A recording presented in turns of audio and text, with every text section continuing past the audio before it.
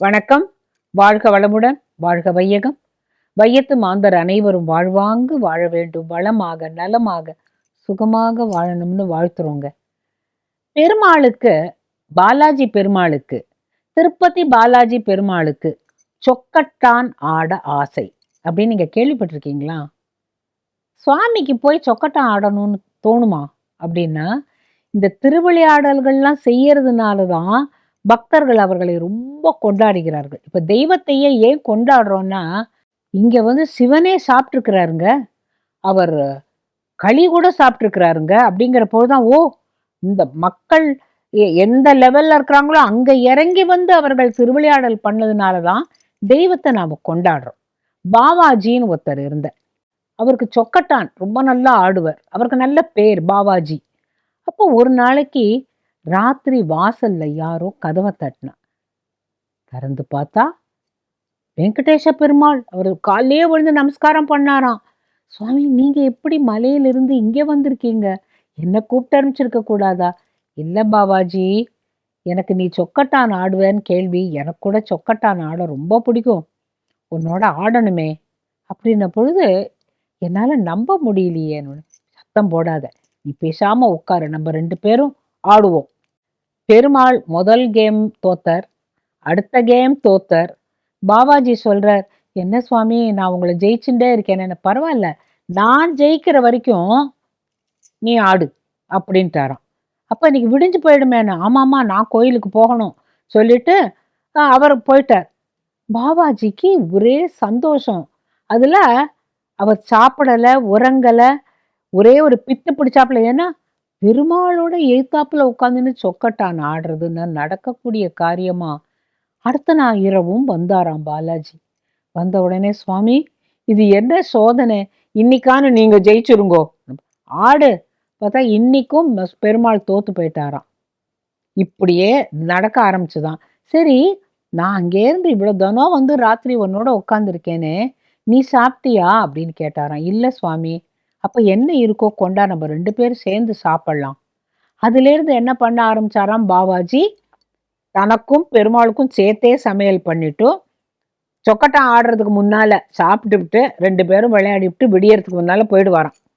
ஒரு நாளைக்கு இவர் வீட்டுக்கு தான் வரத உலகத்துக்கு தெரியப்படுத்தணும் அப்படிங்கிறதுக்காக சுவாமி என்ன பண்ணாராம், தனக்கு சூட்டப்பட்ட மிக விலை உயர்ந்த ரத்ன ஹாரத்தை அப்படியே கழட்டி அங்க வச்சுட்டார். பாபாஜி கவனிக்கல. அவர் மலைக்கு மேல போயிட்டு அடுத்த நாள் காலம்பரை அர்ச்சகர் கோவிலை திறந்து பார்த்துட்டு, அச்சுச்சோ, ராத்திரி யாரோ இந்த சுவாமியோடைய ரத்ன மாலையை திருடிட்டு போயிட்டான், யார் பாரு யார் பாரு. எல்லா இடத்துலையும் போய் தேடுன்னா பாபாஜி வீட்டுக்கும் சேவகர்கள் வர, என்னப்பா அப்படின்ன போது, இல்லை இல்லை, சுவாமியோட நகையை காணோம், நாங்கள் எல்லார் வீட்டையும் சோதனை போட சொல்லியிருக்காங்க, உங்கள் வீடு ஒன்றும் விதி விலக்கு இல்லை, வாங்க காட்டுங்கன்னா கரெக்டாக அந்த சொக்கட்டம் ஆடுற இடத்துக்கிட்ட ஒரு நவரத்ன மாலை. கையும் களவுமா பிடிச்சாச்சுன்னு கிருஷ்ணதேவராயர்கிட்ட இவர் அழைச்சிட்டு போறார். அப்ப அவருடைய ஆட்சி, நீர் இதற்கு என்ன பதில் சொல்லுகிறீர்? உங்க வீட்டுல எப்படி வந்தது? நீர் எப்படி கர்ப்ப கிரகத்துக்குள்ள போய் சுவாமியோட நகையை எடுத்தீர்? அதை எங்கள்கிட்ட சொல்லிட்டீங்கன்னா விட்டுடுறோம் அப்படின்னு. நான் சத்தியமா சொல்றேன், பாலாஜி தான் கொண்டு வச்சிருக்கணும். எப்படி பாலாஜி உங்க வீட்டுல கொண்டு வைப்பாரானா, இது அதுக்கு அவருக்கு சொல்ல இஷ்டம் இல்லை. என்னோட சொக்கட்டான் ஆடுறான்னு சொல்ல முடியல. நான் உண்மையா சொல்றேன், நான் கும்பிடுற வெங்கடாஜலபதியே நேர அங்க கொண்டு வச்சார் அப்படின்ன உடனே, இல்லை, எங்களால இதை ஏத்துக்க முடியாது, இது திருட்டு பழிதான் சொல்லிட்டு அவரை ஒரு ஜெயிலில் அடைச்சாச்சு. ஜெயிலில் அடைச்சிட்டு, நான் இப்ப கூட சொல்றேன், பெருமாளால தான் அதை கொண்டு வைக்க முடிஞ்சதே தவிர நான் போய் எடுக்கலன்ன போது, அப்படி உங்களுக்கு பெருமாள் தினம் இரவு உங்களோட வராரா? ஆமா, நான் அதை வெளியில சொல்ல வேண்டான்னு பாக்குறேன். எதை சொல்ல வேண்டான்னு பாக்குறீங்க? அவர் டெய்லி என்னோட சொக்கட்டான் ஆடுறார். அடேப்பா, அப்படி சுவாமி டெய்லி உங்களோட சொக்கட்டான் ஆடுறாருன்னா, இன்னைக்கு ராத்திரி உங்களை அடைச்சிருக்கிற ஜெயில்ல, சிறையில நான் நல்ல செங்கரும்பெல்லாம் கொண்டு அடுக்கி விட்டுடுறேன். நாளை காலம்பரத்துக்குள்ள உங்க பாலாஜியை சாப்பிட சொல்றேளா அப்படின்னு கேட்டான். அதாவது இவர் நம்பல, பாலாஜின்னு இவர் யாரோ ஒரு ஆளை தான் சொல்லிட்டு இருக்க. நீங்க செங்கரும்பெல்லாம் கொண்டு உள்ள அடிக்கிடுங்கோ, நான் பாலாஜி கிட்ட சொல்லிக்கிறேன்ட்டாராம். அவர் சொன்னாராம், ஆபத் பாந்தவா அநாத ரட்சகா, இந்த மாதிரி நேரத்துல கூட நீ என்னை காப்பாத்தலைன்னா எனக்கு ஊர் பூரா என் மானம் போயிடும். நீ வந்து சொக்கட்டான் ஆடிவிட்டு கடைசியில நான் பாரு சிறையில மாட்டின்னு இருக்கேன். பொழுது நடு ராத்திரி 12 மணிக்கு பெருமாள் பார்த்தாராம். சீச்சி, நம்மளுடைய அத்தனை நேரத்தையும் செலவழிச்சு எனக்காக சாப்பாடு போட்டவனை கைவிட மாட்டேன்னு சொல்லிட்டு ஒரு யானை உருவத்துல பிளிரண்டு வந்த உடனேவே சேவகன்லாம் நடுங்கி ஓடி போயிட்டான். வந்து உள்ள வந்துதான் சிறை கதவை திறந்து அத்தனை செங்கரும்பையும் எடுத்து துவம்சம் பண்ணி சாப்பிட்டுட்டு அது பாட்டு போயிடுதான். சிறை கதவு திறந்திருக்கு.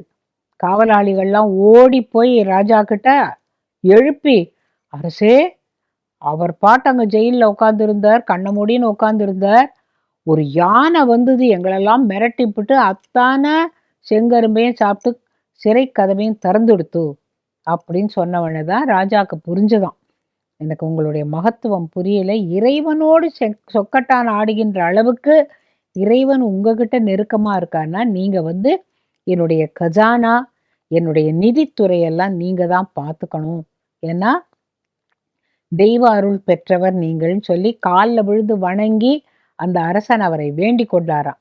இப்ப நான் இதுல என்ன சொல்ல வரேன்னா, தெய்வம் வந்து நேர வருமா அப்படின்னா நேர வராது. யானை ரூபமா வந்து அவருக்கு உதவினதோட இல்லாம சிறையில தள்ளக்கூடிய திருட்டு பட்டம் கட்டி கடைசியில என்னாச்சு, திவானாகி நிதி மந்திரி ஆயிட்டார். இதுதான் பாலாஜியை கும்பிடுவதனால் என்ன நடக்கும்னா, நமக்கு ஒரு பெரிய ஆழமான குழியில போய் நம்ம விழ போவோம். ஆனா அந்த நேரத்துல யாரோ அகழி மாதிரி ஒரு பலகாயை போட்டுடுவா, நீ அங்கேயே விழமாட்ட, அந்த அகழி மேல இருக்கிற பலகால நடந்து போயிடலாம். இதுதான் இறை நம்பிக்கை இருந்தால் மட்டுமே இது சாதிக்க முடியும். இல்லைன்னா என்ன பண்ணுவோம், என்னால முடியும் நீ தாண்டினேன்னா உள்ளதான் விழணும். இறை நம்பிக்கைங்கிறது ஒரு ஆற்றை கடக்கின்ற ஒரு படகை போல, ஒரு அகழியை கடக்கின்ற ஒரு பாலத்தை போல நமக்கு வந்து ரீஅஷ்யூரன்ஸ் வாழ்க்கையில ரொம்ப தேவைப்படுறது. நான் ரொம்ப நொந்து போயிட்டேன்பான்னு நொந்து போக வேண்டிய அவசியமே இல்லை. காரணம், நோவதற்கும் சாவதற்கும் அல்ல இந்த வாழ்க்கை.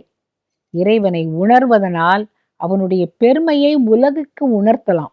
உங்களுக்கும் நிறைய மிரக்கிள்ஸ் நடக்கலாம்.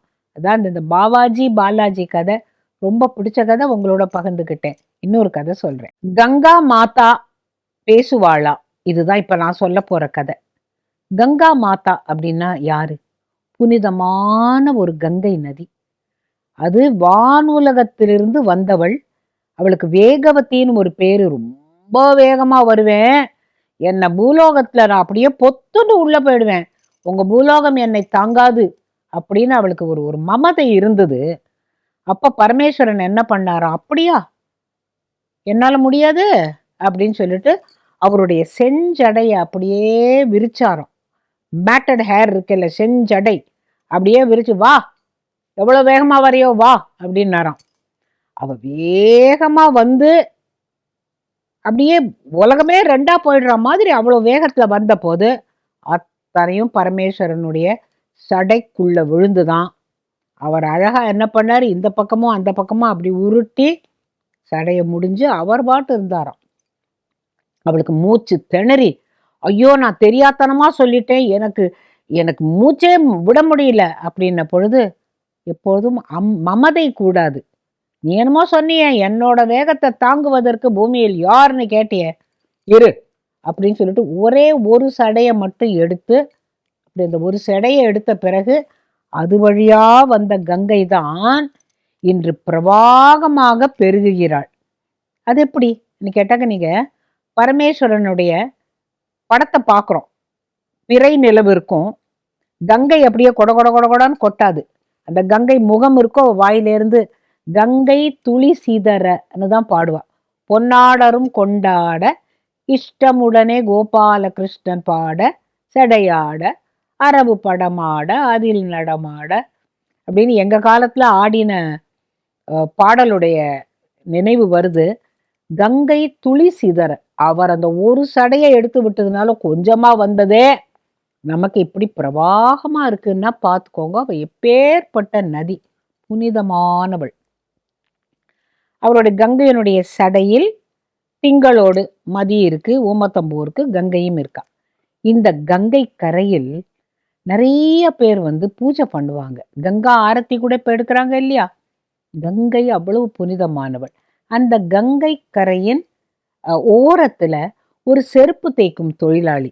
அவர் என்ன பண்ணுவாராம், அம்மா நான் தோல் எரும மாட்டு தோலெல்லாம் வச்சு செருப்பு தைக்கிறேன், அழுக்கு கை, அழுக்கான உடம்பு, தவிர நான் வந்து செருப்பு தேய்க்கும் தொழிலாளி, உன்னை தொடுகின்ற பாக்கியம் எனக்கு கிடையாதம்மா அப்படின்னு சொல்லிட்டு என்ன பண்ணுவாராம், ஒரு ஓரத்துல போய் நின்னுண்டு ஒரு சின்ன சொம்புல என்ன பண்ணுவாராம், அம்மா உன்னோட அலைகள் அடிக்கிற இடத்துல நான் கொஞ்சமா தண்ணி எடுத்துக்கிறேன், எனக்கு செருப்பு தைக்கிறதுக்கு தோலை பதம் பண்றதுக்கு நீர் வேண்டும், நான் உன்னுள் மூழ்குவதற்கோ உன்னை தொடுவதற்கோ அருகதையற்றவன் நினைச்சாராம்.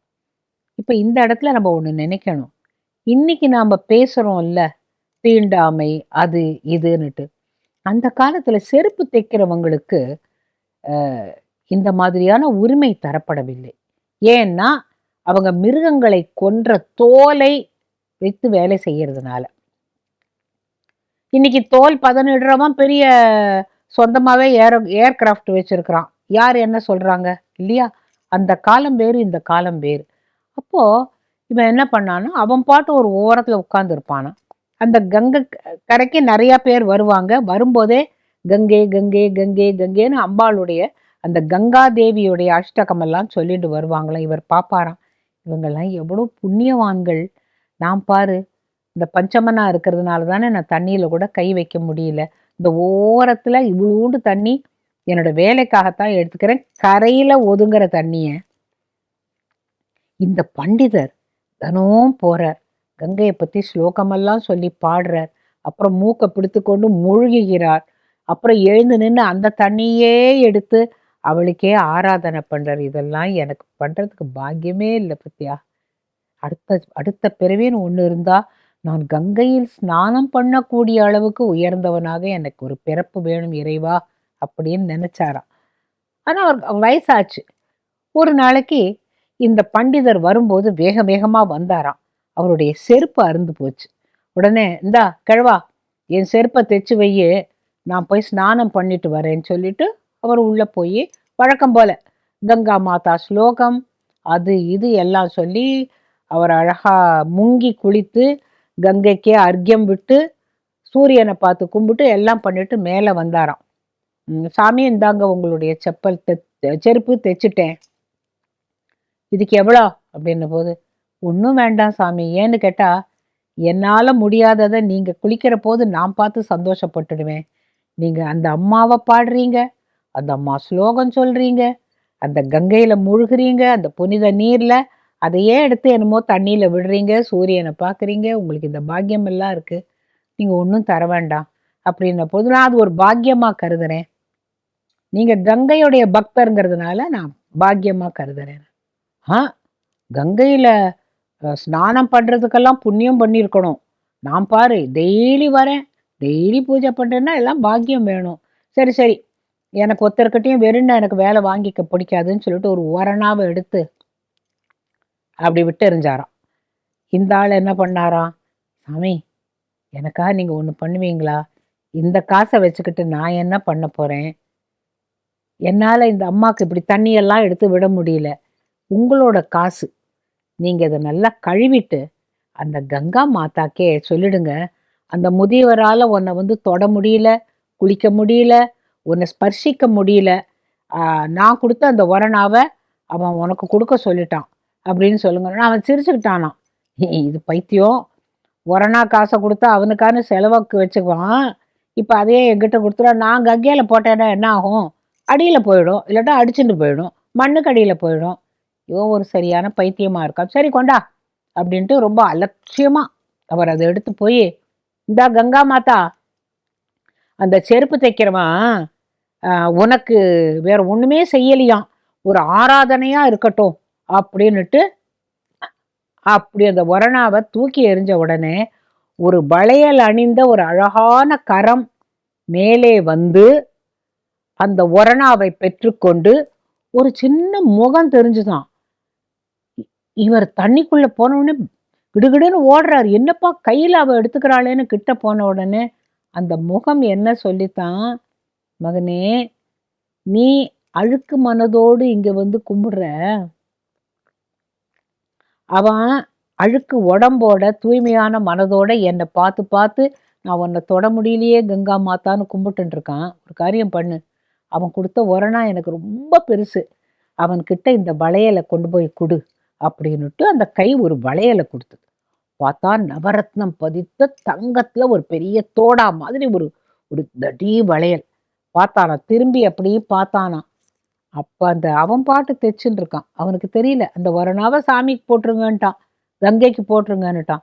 இவர் பார்த்தாரா, சரி தாயே அப்படின்னு சொல்லிட்டு அதை அப்படியே வாங்கி அந்த மேல் துண்டிலேயே ஈரத்துண்டிலேயே முடிஞ்சுண்டு குவைட்டா வந்துட்டார். வரும்போது ஐயா சாமி போட்டுட்டீங்களா, உன்னோட ஒரணாவை அங்க போட்டுட்டேன்னு சொல்லிட்டு வேக வேகமா வீட்டுக்கு ஓடி வந்தாராம்.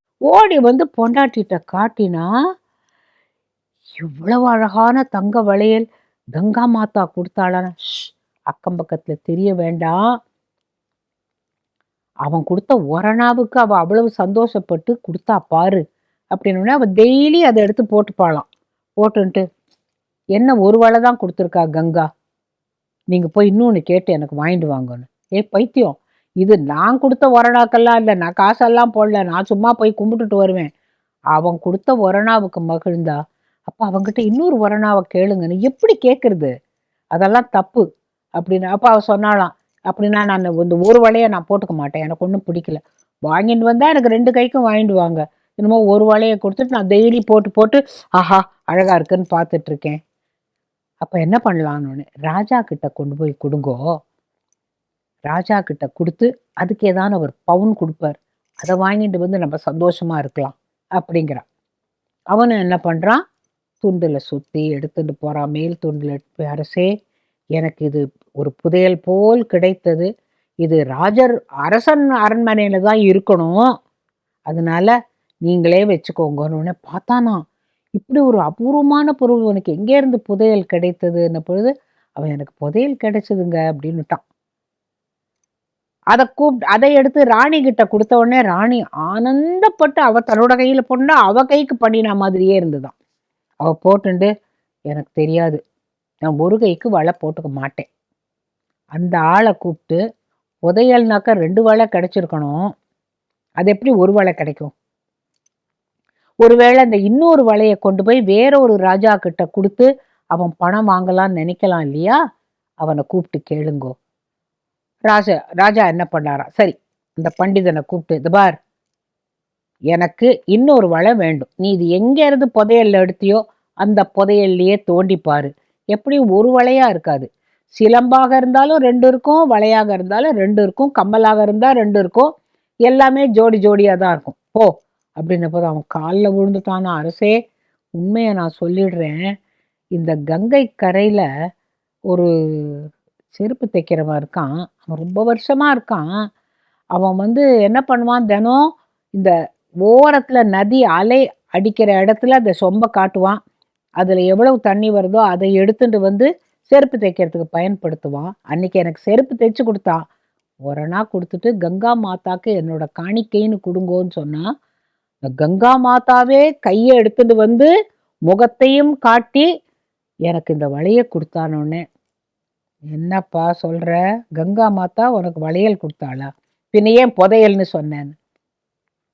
அரசே எதை சொன்னாலும் நான் மாட்டிப்பேன், அதுன்னு சொன்னாக்கா அதை எப்படி கங்கா மாதா உனக்கு கொடுத்தான்னு கேட்பீங்க, நான் புதையல்னு சொன்னா இப்போ 2 இருக்கணுமே இன்னொன்னு எங்கேன்னு கேட்குறீங்க, நான் பொய் சொன்னது தப்பா போச்சு, உண்மை அதுதான் உடனே அரசன் சொன்னானா, அவன்கிட்ட போய் கேட்கலாமா, அவனை இன்னொரு ஒரணா தர சொல்லலாமா அப்படின்னு கேட்ட பொழுது எல்லாரும் ஓடி வந்தாலும்.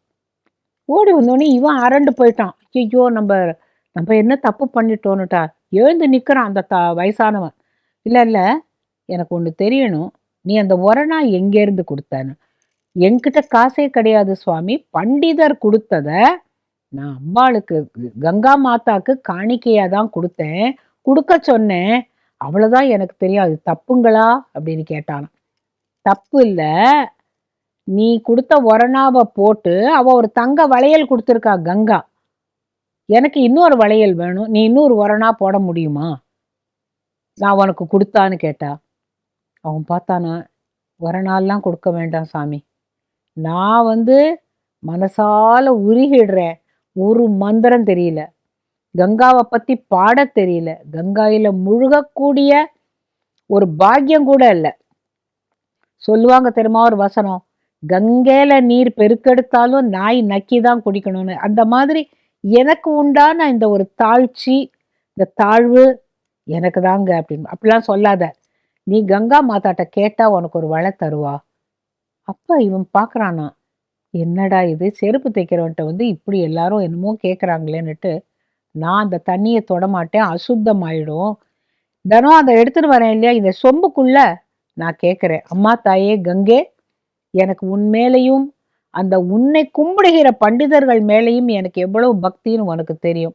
அது உண்மைனா எனக்கு ஒரு வளையல் கொடுமா, இந்த என்னுடைய தலையை காப்பாத்திக்கணும்னு சொன்னபோது அந்த கலசத்துக்குள்ள இன்னொரு வளை கிடைச்சதாம். அதை எடுத்து ராஜா கிட்ட கொடுத்தானாம். அப்பதான் அந்த பண்டிதருக்கு புரிஞ்சதாம், ஒருவன் செருப்பு தேய்க்கிறானோ இல்லை தெருவை பெருக்குகிறானோ அதனால் அவன் தாழ்ச்சி உடையவன் அல்ல. கங்கையில குளிப்பதனாலோ, கங்கா அஷ்டகத்தை பாடுவதினாலோ, இல்லை சூரியனை கும்பிட்டு எல்லா மந்திரங்களையும் தண்ணீரில் கழுத்தளவு தண்ணீரில் நின்று சொல்வதனாலோ பயனில்லை. உண்மையான பக்தி தான் அப்படின்ன உடனே அரசன் சொன்னான, நீ எதுக்கு செருப்பு தைக்கிற, என்னோட அரண்மனைக்கு வந்துடும், ஏன்னா இந்த மாதிரி ஒரு பக்திமான நான் பார்த்தது இல்லைன்ன போது அரசன் இந்த முதியவன் சொன்னானா, வேண்டாம் ஐயா, எனக்கு இதெல்லாம் வேண்டாம், எனக்கு தினம் வரும்படி வராப்புல ஏதான்னு பண்ணிடுங்க, வரும்படியில நான் ஒரணாவோ அரையணாவோ நான் கங்கா மாதாவுக்கு கொடுத்துட்டு நான் பாக்கியில நான் சாப்பிட்டுக்கிறேன்னு சொன்னானோ.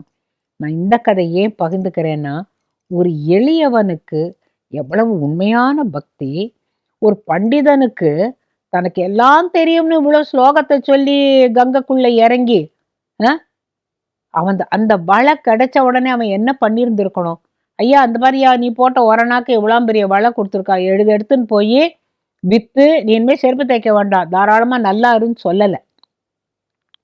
அந்த தங்கத்தையும் வைரத்தையும் பார்த்த உடனே வீட்டுக்கு எடுத்துன்னு போனான். கடைசியில் அரசனே என்ன பண்ணிட்டான், எனக்கு ஒரு வளை போராது 2 வளை வேணும்னு. ஆக மொத்தம் ஆசைக்கு அளவில்லை. இந்த ஆசையே இல்லாததுனால தான் அந்த செருப்பு தைக்கிறவனுடைய கதையை இன்றளவும் நாம் பேசுகிறோம். கங்கை கரை புனிதம், புனிதமான மண், மக்கள் எல்லோரும் புனிதர்கள் இல்லை, அதை நாம புரிஞ்சுட்டா சரி.